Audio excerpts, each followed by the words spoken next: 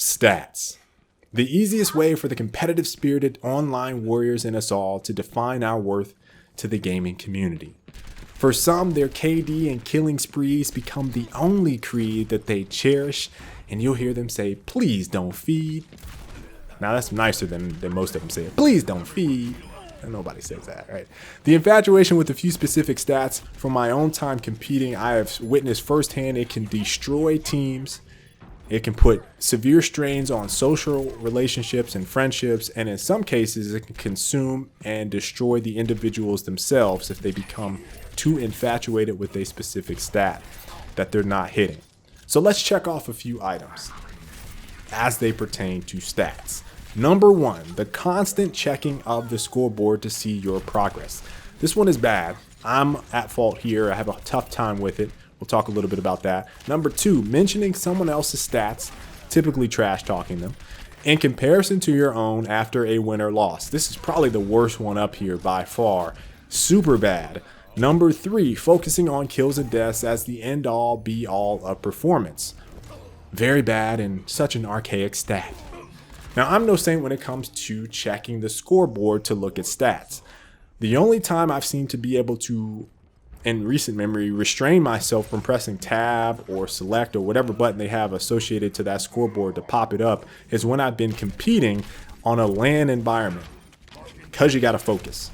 Every other situation, I struggle with it out of habit. What tends to happen if I'm not performing well, I check that scoreboard, and based on my own statistical standards, I get into this mode where I try to start forcing big plays. Ultimately, I'm baiting myself into this continuous cycle of poor performance because I'm trying to do too much. Now, every now and again, I get frustrated enough that adrenaline just magically kicks in because I'm mad and angry, and it starts this touch of the God particle, if you will, and time slows down, and I'm like Neo in the Matrix, dodging bullets and bodying kids, but that's typically not the case, especially at the highest level. If you get out of your mindset at the high level, you're going to get your ass whooped. That's what's going to happen. So internalizing my own measurements for success has led to this constant state of overanalyzing my performance, and the scoreboard sometimes leads me to an even worse statistical performance because I see it and I go, I got to do better. Got to improve on that one.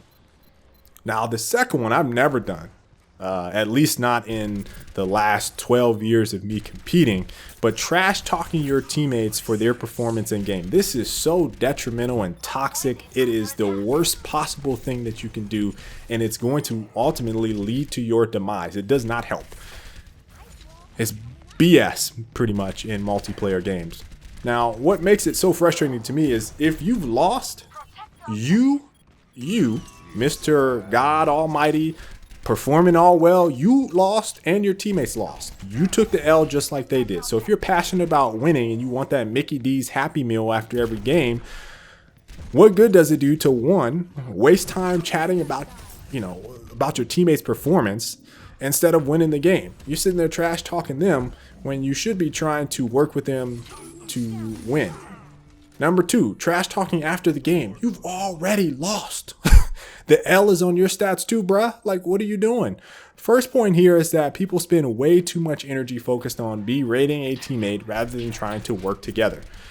Hell, if you spent half the energy, 50% of your energy was spent towards being a better teammate and working together with your teammate, you increase your teamwork statistic by 50%. Ironic, huh? Ironic. Yay.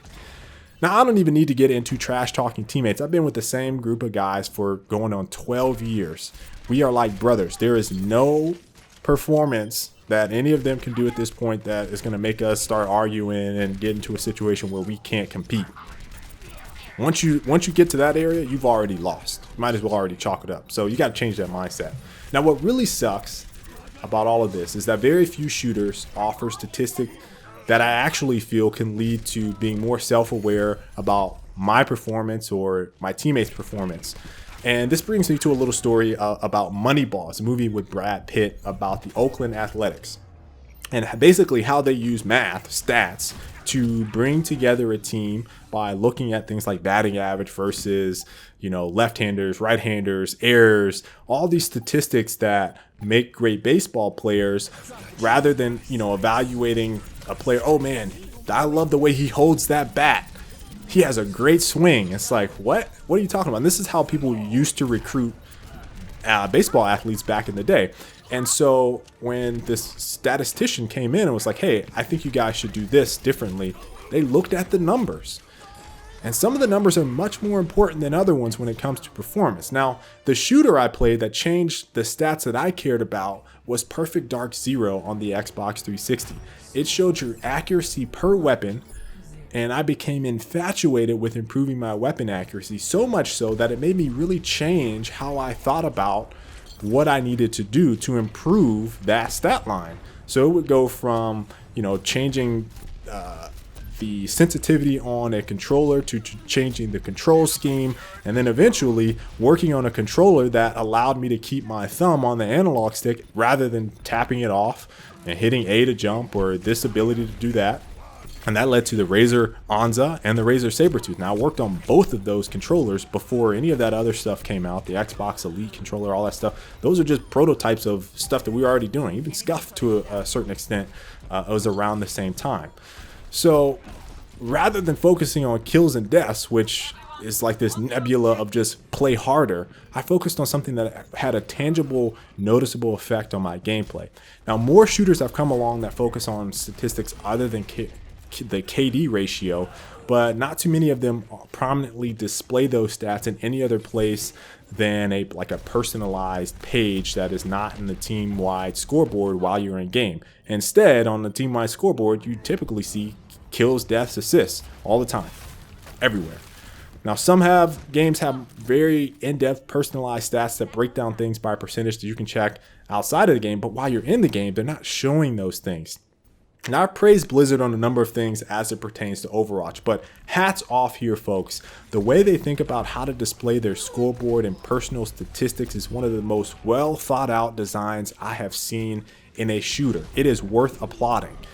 I can, at first glance, based on my obsession with accuracy, look at a game, and if I'm shooting at 25%, let's say on Soldier, or 40% on Pharah with my rockets, I know that I'm not having a great day. So it basically makes me concentrate a little bit more on my hand-eye coordination, where I need to lead shots, how I'm bursting my weapon, my body posture, all these things to improve my accuracy. This was not the type of thinking that I got from looking at kills and deaths on a scoreboard, which typically, again, equates to, I need to play better. How? Let me focus more. Let me get mad. It's like, you can't actually do anything with that.